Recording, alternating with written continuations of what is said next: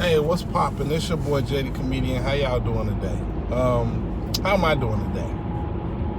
I'm not that good, man. I'm really not that good. But, you know what? I'm not bad either, you know?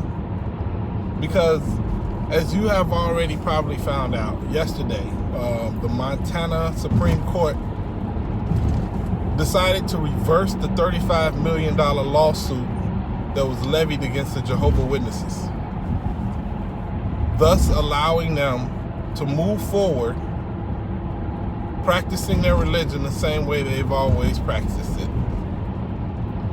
Now, the hard part about that is that it sets a precedent going forward that goes against human decency altogether.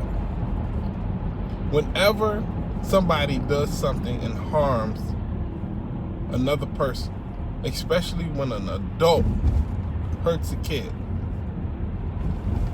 there needs to be a price paid for that. Now, individually, in Montana, the suspect who was guilty of doing this crime, yeah, he's in jail. He's going to be in jail. That's cool.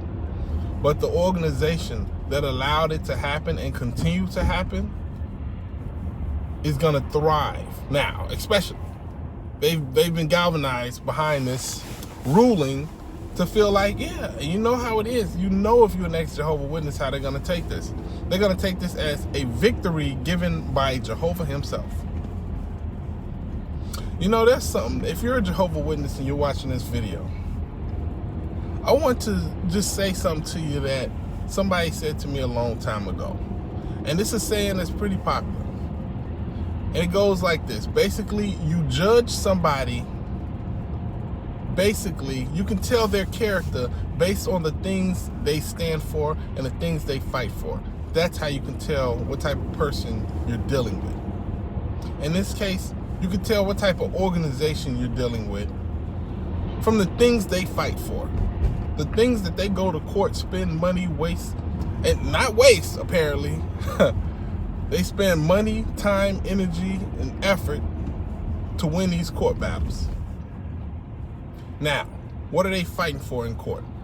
So far, they fight for the right for their members to perish on the operating room table refusing blood transfusions, and won. They fought for the right for parents to have their children refuse blood transfusions. They fought for the ability to rip families apart if a member tries to leave, or through the disfellowshipping punishment that they have inside of their organization. And now they've successfully fought and won for the ability to hide people who hurt kids from facing law enforcement. Basically, the Montana Supreme Court said that they have the right, under some ridiculous religious rule, that they have the ability to investigate and handle things internally. Are you kidding me? This tells me that either the Supreme Court was completely ignorant of the way they handle things internally, or they just simply didn't care. Because as we all know, especially in the XJW community, the way Jehovah Witnesses handle cases internally, the way they investigate cases, is basically, do you have two witnesses? You don't? If the guy doesn't confess or the woman doesn't confess to whatever crime they committed, then they face no punishment at all. But you know what's even crazier? Even if they did confess, there's no guarantee that they'll be turned over to the authorities. Now, mind you, the parent of the victim or the victim themselves can contact and reach out to law enforcement. And that's kind of the saving grace to the Supreme Court. But this is the thing. When you're a Jehovah Witness, and if you know how the Jehovah Witnesses work, you're brainwashed from a very, very young age not to be involved with the police or Satan's system of law enforcement. So instead of contacting law enforcement like they should, instead,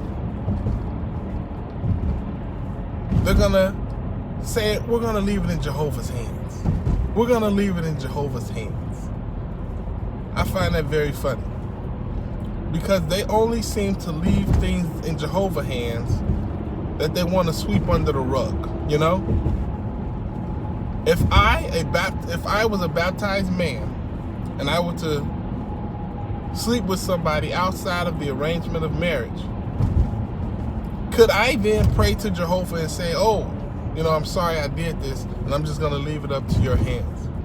No. The Jehovah's Witnesses will want you to come in, confess everything you did in detail,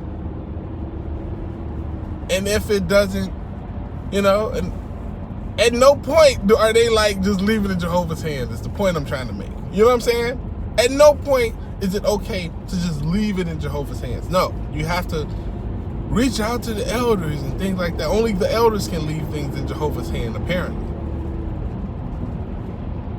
But the biggest point, the biggest takeaway from this entire thing is that with this precedent that they set, with this reversal, it's one of intimidation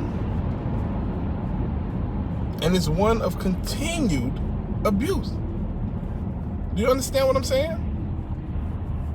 Because now people will know that the court system isn't going to help you.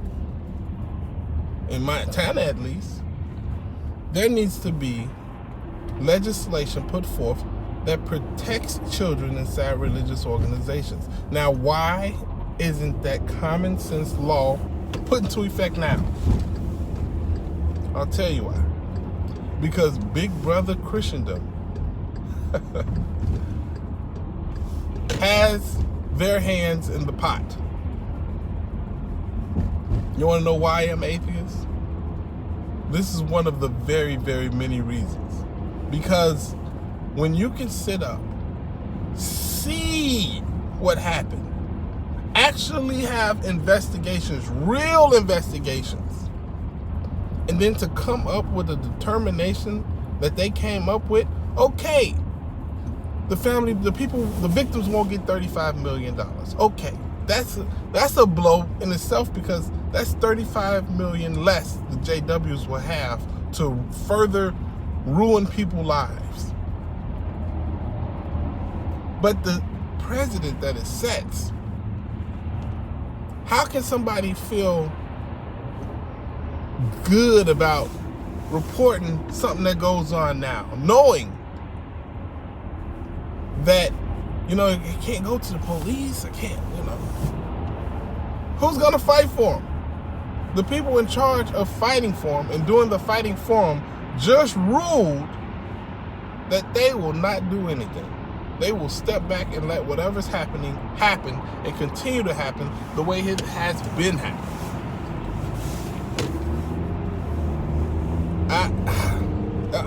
I'm sick to my stomach, you know what I mean? Like, it's so disgusting. It's so just like demoralizing, you know what I mean? But like I said in the beginning of this video, I'm not gonna be demoralized. I'm gonna be galvanized, and I want every ex-JW, especially the ones that's watching this video, to feel the same way.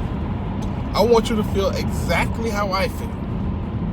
I want you to go forward and keep fighting the way we've always been fighting. And let's figure out different scenarios to do our best to get the message out about this lawsuit, about the things that they're doing, and we're gonna keep fighting, we're gonna keep speaking out, and we're not gonna give up, we're not gonna feel bad, we're gonna keep our head high, and we're gonna keep this fight going.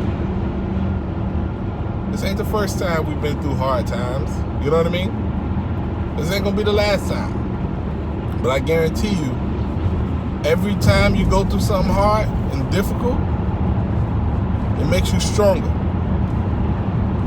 And that's how we're going to move forward. We're going to move forward with the mentality of, this only makes us stronger.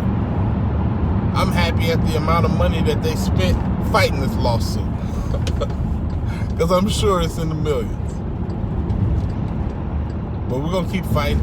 We're going to keep looking to New York and other states like that. We're going to keep looking to California and other more progressive states like that. And we're going to figure out how to bring these people down. How to bring them towers down. That's what we're going to figure out. You feel me? Back to the jokes tomorrow. But today, man, it's hard. It's a hard day. I'll let you go out. Deuces.